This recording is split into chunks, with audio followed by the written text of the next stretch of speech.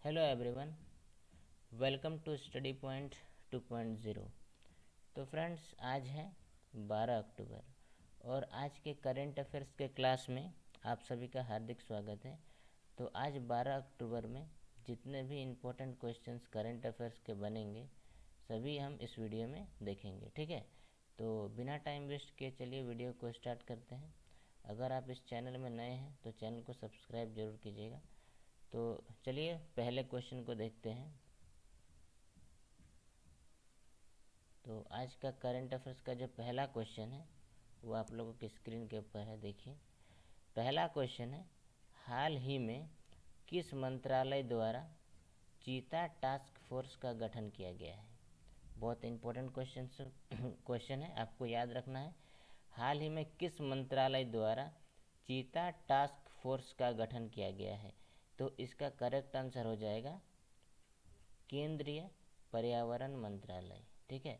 केंद्रीय पर्यावरण मंत्रालय द्वारा हाल ही में चीता टास्क फोर्स का गठन किया गया है।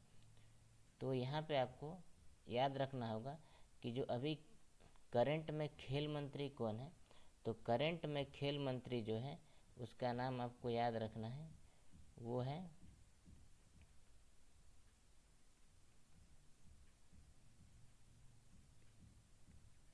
अनुराग ठाकुर, ठीक है। अनुराग ठाकुर जो है वो करंट में खेल मंत्री हैं। और कृषि मंत्री कौन है, तो वो है नरेंद्र सिंह तोमर, ठीक है।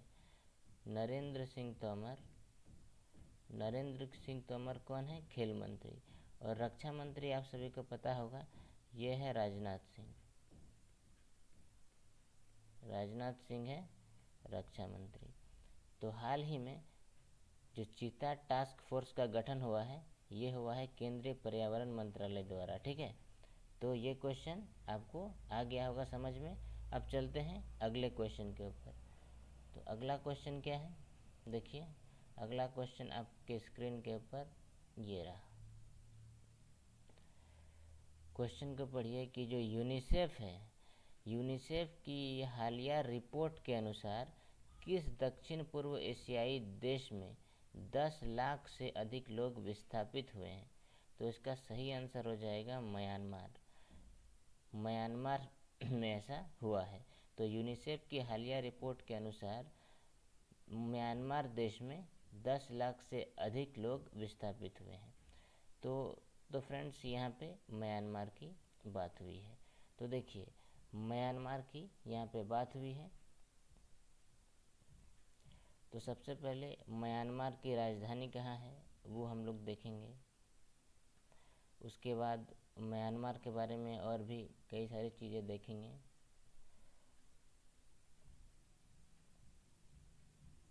तो सबसे पहले देखिए इसकी राजधानी कहाँ है वो हम देखते हैं। तो राजधानी है नेपियदा, ठीक है। देख लीजिएगा क्या राजधानी है इसका, नेपियदा। नेपियदा जो है इसकी राजधानी है। और यहाँ पे करेंसी क्या है, तो यहाँ की करेंसी जो है वो है, क्या है करेंसी, तो करेंसी है यहाँ का क्यार, ठीक है।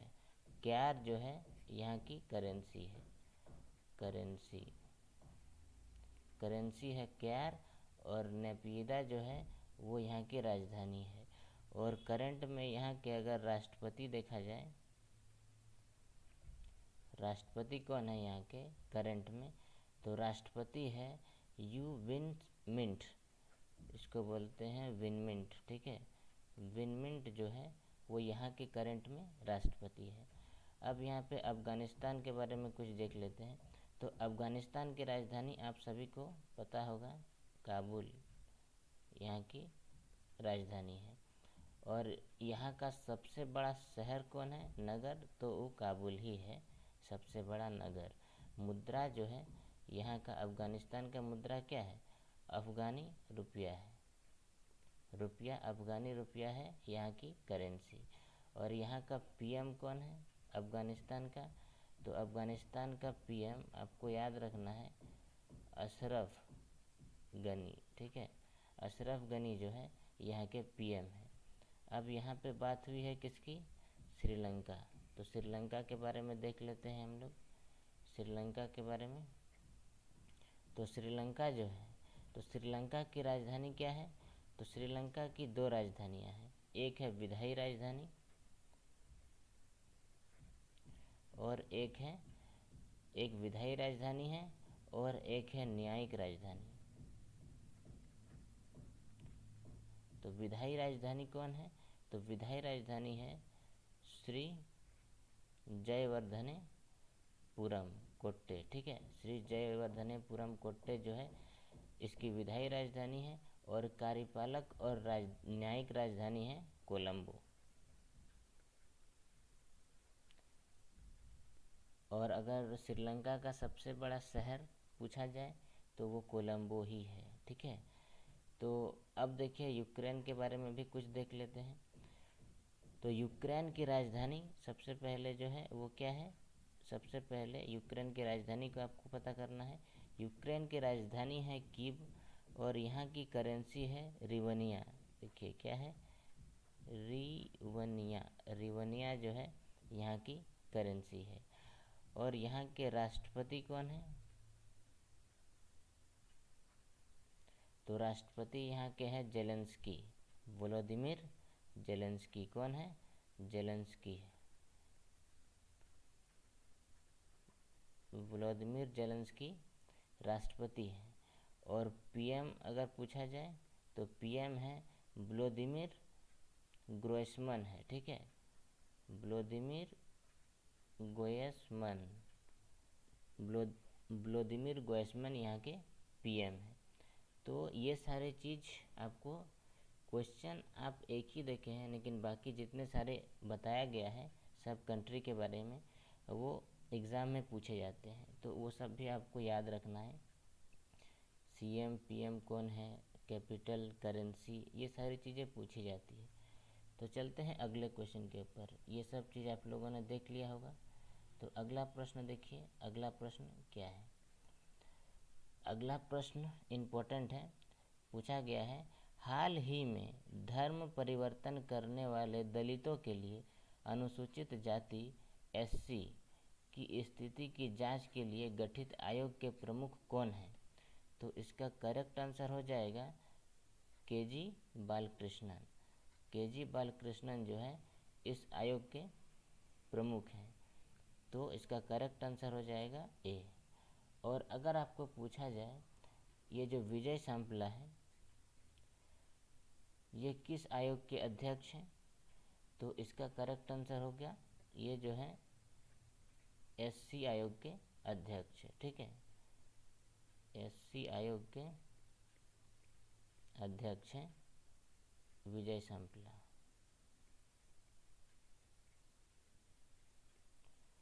और ये हर्ष कुमार कौन है?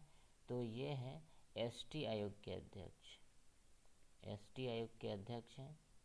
तो ये आपको याद रखना है। और इकबाल सिंह लालपुरा, इसके बारे में भी देख लीजिएगा।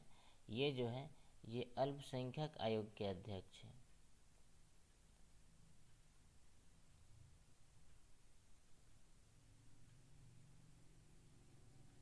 अल्पसंख्यक आयोग के अध्यक्ष कौन है? इकबाल सिंह लालपुरा। ये तीन चीज़ आपको याद रखनी है। और ये जो एससी का है ये है विजय सांपला। तो चलते हैं अगले क्वेश्चन के ऊपर। अगला क्वेश्चन देखिएगा, इम्पोर्टेंट क्वेश्चन है, किस संस्थान ने गरीबी और साझा समृद्धि 2022 रिपोर्ट जारी की है? तो किस संस्थान ने यह रिपोर्ट जारी की है 2022 में? तो इसका करेक्ट आंसर होगा, ठीक है, कौन है? World bank. तो वर्ल्ड बैंक ने 2022 में ये गरीबी और साझा समृद्धि रिपोर्ट को जारी किया है। तो इसका करेक्ट आंसर हो जाएगा वर्ल्ड बैंक। तो करेक्ट आंसर क्या हो गया? World bank. तो वर्ल्ड बैंक इसका सही आंसर होगा। अब देखिए यहाँ पे बात हुई है WHO की। तो WHO के बारे में हम लोग कुछ इम्पोर्टेंट जो चीज़ है वो देख लेते हैं, काहे कि अभी करंट में जितने भी एग्ज़ाम हो रहे हैं WHO, WTO, IMF, ये सब जितने संस्थान हैं सबके बारे में कुछ ना कुछ पूछा जा रहा है। तो ये सब से रिलेटेड कुछ इम्पोर्टेंट फैक्ट आपको याद रखने हैं, जैसे कि WHO के बारे में यहाँ पे बात हुई है। तो सबसे पहले यहाँ पे आपको जानना है कि WHO की स्थापना कब हुई थी। स्थापना, इसका मुख्यालय कहाँ पर है?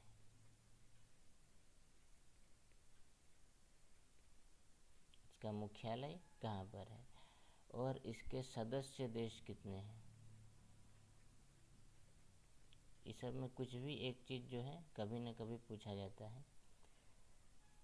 स्थापना, मुख्यालय, सदस्य देश कितने हैं और इसके महानिदेशक कौन हैं?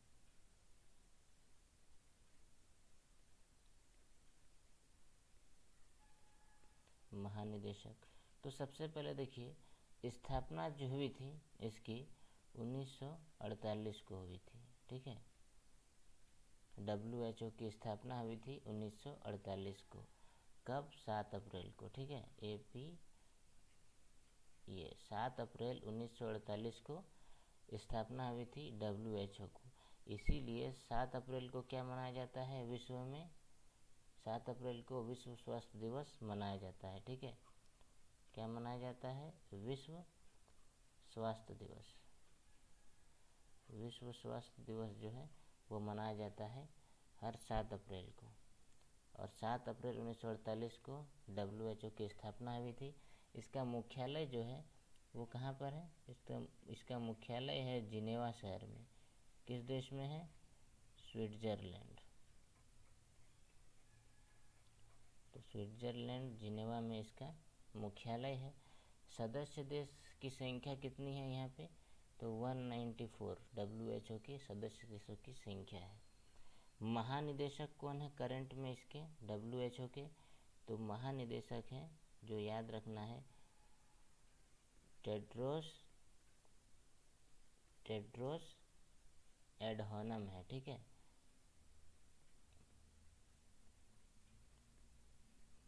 टेड्रोस एडहानम जो है यहाँ के करंट में महानिदेशक हैं।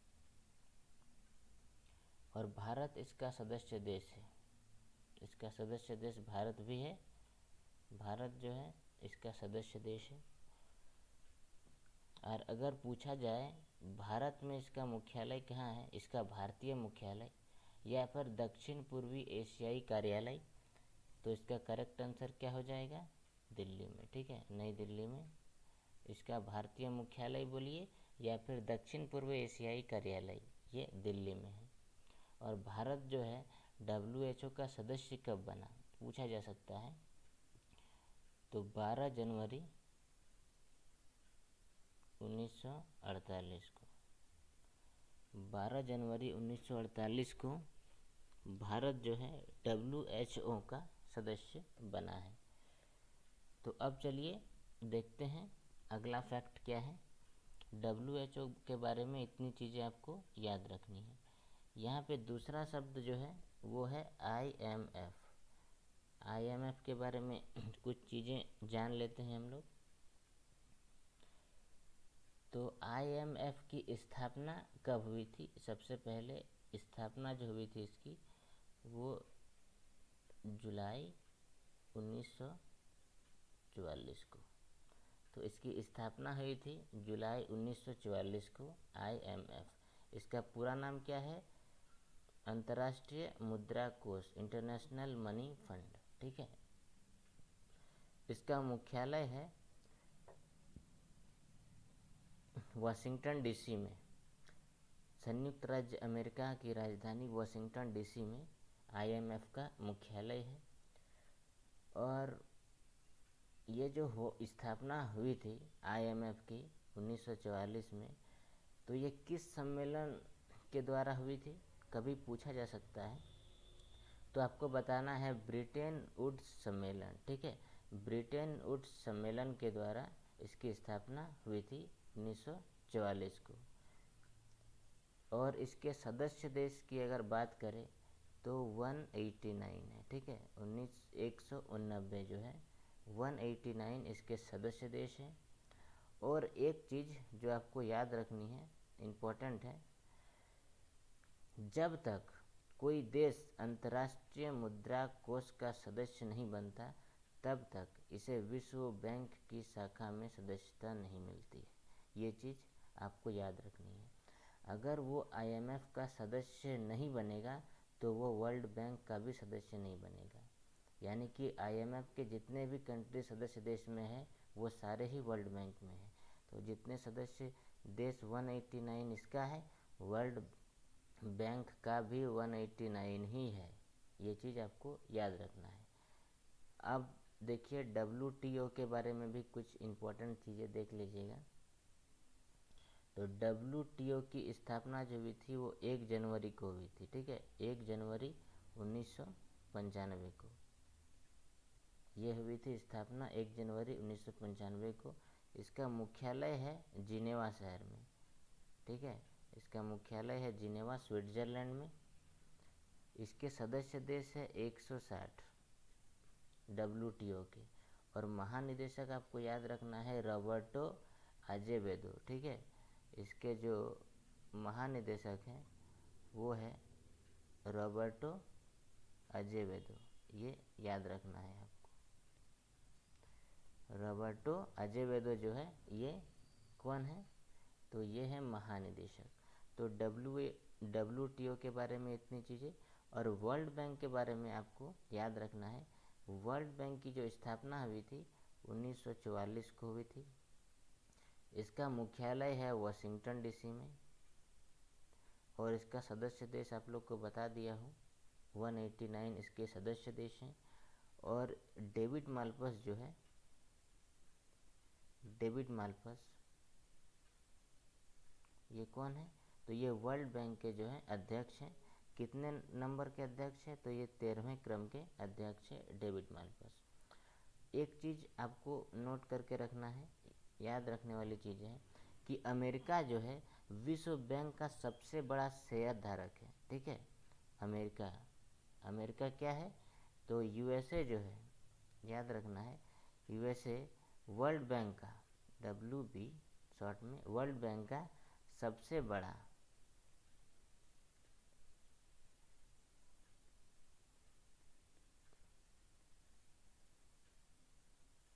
शेयर धारक है, ठीक है। तो USA जो है, USA वर्ल्ड बैंक का सबसे बड़ा शेयर धारक है। ये चीज़ आपको याद रखना है। और यही कारण है, कारण यही है कि आज तक वर्ल्ड बैंक के जितने भी अध्यक्ष रहे हैं वो सब USA के ही रहे, ठीक है। ये चीज़ आपको याद रखना है कि USA सबसे बड़ा शेयर धारक है वर्ल्ड बैंक का, और इसी कारण से USA का सारा अध्यक्ष, आज तक का सारा अध्यक्ष जो चुना हुआ है सब ये USA के ही चुने हुए हैं। तो इस क्वेश्चन में इतने ही इम्पोर्टेंट फैक्ट आपको याद रखने हैं। अब चलते हैं अगले क्वेश्चन को। देखिए अगला क्वेश्चन भी इम्पोर्टेंट है, अवार्ड से रिलेटेड है। तो ये पुरस्कार और सम्मान का प्रश्न है। तो 2022 का जो अर्थशास्त्र के क्षेत्र में नोबेल पुरस्कार मिला है वो किसको मिला है, ये क्वेश्चन है। तो ये जो नोबेल पुरस्कार अर्थशास्त्र के क्षेत्र में मिला है वो 3 लोगों को मिला है इस बार। भौतिकी के क्षेत्र में भी 3 लोगों को मिला है और अर्थशास्त्र में भी 3। तो किसको किसको मिला है, Ben S Bernanke, Douglas W Diamond, और ये है फिलिप H डाइविगो। कौन है, 3 लोग हैं, एक है Ben S Bernanke, Douglas W Diamond और एक फिलिप H डाइविगो है, ठीक है। तो ये 3 लोग मिले हैं। क्वेश्चन पूछा जाएगा कि ये जो तीनों हैं ये किस देश से हैं, तो ये तीनों एक ही देश से हैं, USA से, अमेरिका के हैं ये तीनों, ठीक है। और ये तीनों इस बार अर्थशास्त्र के क्षेत्र में नोबेल पुरस्कार के विजेता हैं। तो नोबेल पुरस्कार से रिलेटेड कुछ इम्पोर्टेंट चीज़ देखिए, हम लोग देख लेते हैं। तो सबसे पहले ये जो नोबेल पुरस्कार है इसके बारे में देखिएगा, नोबेल पुरस्कार।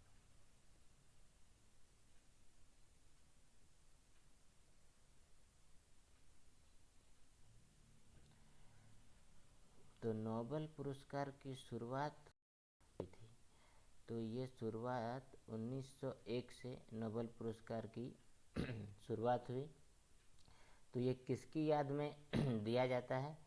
तो अल्फ्रेड नोबेल के याद में, अल्फ्रेड नोबेल की याद में ये नोबेल पुरस्कार दिया जाता है।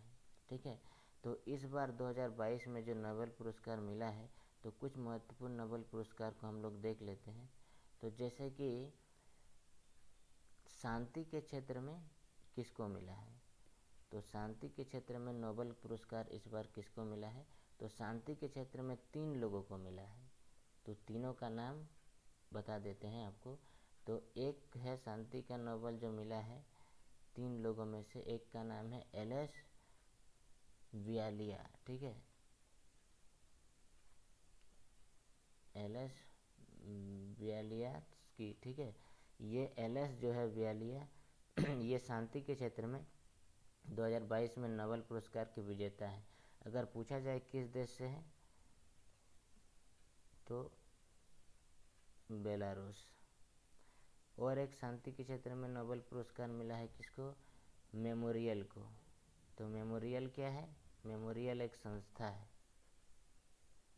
तो मैंने मेमोरियल संस्था को मिला है। मेमोरियल एक संस्था है और ये है रूस देश में। ठीक है, और एक शांति का नोबेल जो मिला है, और एक मिला है किसको? तो सेंटर फॉर सिविल लिबर्टीज़ को मिला है। तो सेंटर फॉर सिविल लिबर्टीज़ को और एक मिला है, और वो है यूक्रेन से, वो भी एक संस्था है। तो ये शांति के क्षेत्र में 3 लोगों को नोबेल पुरस्कार इस साल दिया गया है। और एक चीज़ आपको याद रखना है कि एनी एनक्स, ये नाम भी आपको याद रखना है। एनी एनक्स जो है, इसको दिया गया है इस बार साहित्य के क्षेत्र में। किस क्षेत्र में? तो साहित्य के क्षेत्र में नोबेल एनी एनक्स को मिला है। और एनी एनक्स की कॉन्स्टिट्यूंसी क्या है, किस देश से है? तो इसका करेक्ट आंसर होगा फ्रांस। ठीक है, फ्रांस से है ये। और एक चीज़ जो है चिकित्सा, चिकित्सा के क्षेत्र में किसको दिया गया है? तो चिकित्सा के क्षेत्र में किसको दिया गया है? तो उसका नाम याद रखिएगा, स्वांते पेबो। ठीक है,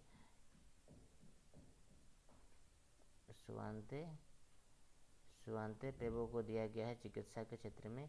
ये किस देश से है? तो ये स्वीडन के हैं। तो इस क्वेश्चन से इतनी सारी चीज़ें आपको याद रखनी है। तो नोबेल पुरस्कार में जितने चीज़ हैं इसको भी याद रखना है, और क्वेश्चन जो है वो भी आपको याद रखना है। देखिए अगला क्वेश्चन पे चलिए। सिंपल सा क्वेश्चन है, सबको पता होना चाहिए कि हाल ही में विश्व डाक दिवस कब मनाया गया है? तो इसका करेक्ट आंसर हो जाएगा 9 अक्टूबर को। ठीक है, 9 अक्टूबर को हाल ही में विश्व डाक दिवस मनाया गया है। तो ये मनाया गया है 9 अक्टूबर को। तो यहाँ अक्टूबर महीना की बात हो गई है, तो देख लेते हैं हम लोग कुछ OCT। ठीक है, अक्टूबर महीना के कुछ, अक्टूबर मंथ के जो डेट्स हैं, इम्पोर्टेंट डेज देखिएगा। तो सबसे पहले 1 अक्टूबर को क्या मनाया जाता है? तो 1 अक्टूबर को मनाया जाता है वृद्ध व्यक्ति का अंतर्राष्ट्रीय दिवस। क्या मनाया जाता है? वृद्ध व्यक्ति का अंतर्राष्ट्रीय दिवस। वृद्ध व्यक्ति का अंतर्राष्ट्रीय दिवस मनाया जाता है 1 अक्टूबर को। 2 अक्टूबर को मैक्सिमम को पता होगा कि अंतर्राष्ट्रीय अहिंसा दिवस मनाया जाता है। ठीक है, 2 अक्टूबर को क्या मनाया जाता है? अंतर्राष्ट्रीय अहिंसा दिवस। अंतर्राष्ट्रीय अहिंसा दिवस मनाया जाता है। और 2 अक्टूबर को मनाया जाता है राष्ट्रीय स्तर पर गांधी जयंती, और लाल बहादुर शास्त्री की जयंती मनाया जाता है, ये भी याद रखना है। 3 अक्टूबर को क्या मनाया जाता है? तो 3 अक्टूबर को मनाया जाता है विश्व प्रकृति दिवस। क्या? विश्व प्रकृति दिवस। विश्व प्रकृति दिवस मनाया जाता है 3 अक्टूबर को। और 4 अक्टूबर को मनाया जाता है विश्व पर्यावरण दिवस।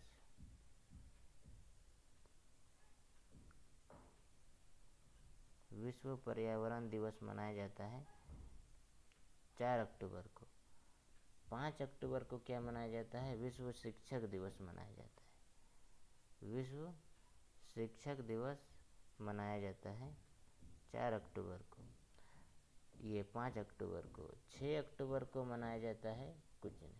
अब सीधा आपको चलना है 9 अक्टूबर को, जो कि क्या मनाया जाता है? क्वेश्चन ये 9 अक्टूबर को विश्व डाक दिवस, ठीक है। और 10 अक्टूबर को क्या मनाया जाता है? तो वो है राष्ट्रीय डाक दिवस। याद रखना है, कंफ्यूज नहीं होना है। 9 अक्टूबर को मनाया जाता है विश्व स्तर पर अंतर्राष्ट्रीय विश्व डाक दिवस, और राष्ट्रीय स्तर पर यह मनाया जाता है 10 अक्टूबर को राष्ट्रीय डाक दिवस। तो ये दिवस से रिलेटेड कुछ क्वेश्चन थे जो आपको याद रखना है। अब चलिए अगले क्वेश्चन के ऊपर। देखिए अगला क्वेश्चन भी इम्पोर्टेंट है। जितने भी इम्पोर्टेंट चीज़ें बताई जाएंगी वो सब एक क्वेश्चन है, इसलिए उस सबको आपको याद रखना है। हाल ही में किस राज्य के राज्यपाल ने ऑनलाइन जुए को नियंत्रित करने के लिए अध्यादेश को मंजूरी दिया है? तो इसका करेक्ट होगा तमिलनाडु। तमिलनाडु के राज्यपाल ने जुए को नियंत्रित करने के लिए अध्यादेश को मंजूरी दिया है। तो यहाँ पे तमिलनाडु की बात हुई है। तो तमिलनाडु की राजधानी कहाँ है? तो तमिलनाडु की राजधानी है चेन्नई, ठीक है। तमिलनाडु की राजधानी चेन्नई है। RN रवि यहाँ के गवर्नर है करंट में। RN रवि करंट में यहाँ के गवर्नर है। और CM कौन है? तो CM है MK स्टालिन। MK स्टालिन जो है वो है करंट में यहाँ के CM। लोकसभा में सीट कितनी है?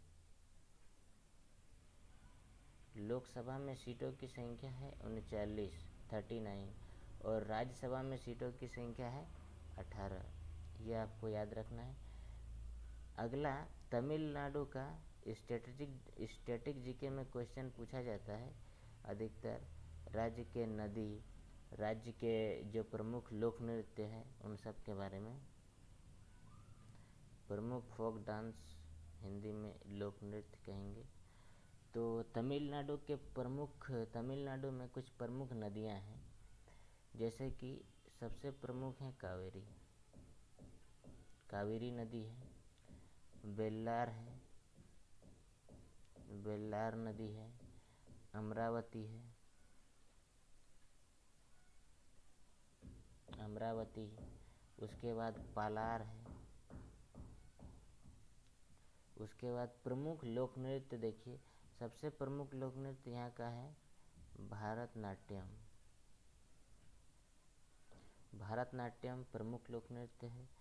और एक है कावड़ी है यहाँ का, यहाँ के लोक नृत्य में है। एक है और एक नाम है जो है, क्या नाम है उसका?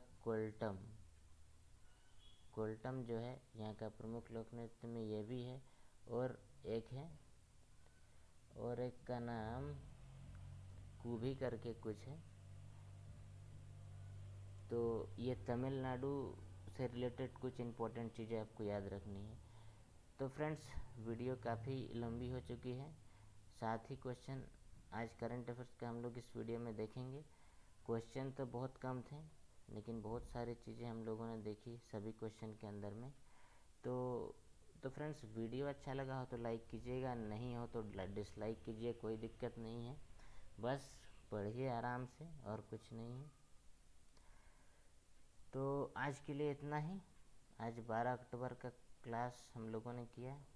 कल 13 अक्टूबर को हम लोग फिर करंट के इसी समय और एक क्लास लेके आएंगे, धाकड़ वाला। तो चलिए आज के लिए इतना ही, मिलते हैं नेक्स्ट क्लास में। तब तक के लिए धन्यवाद।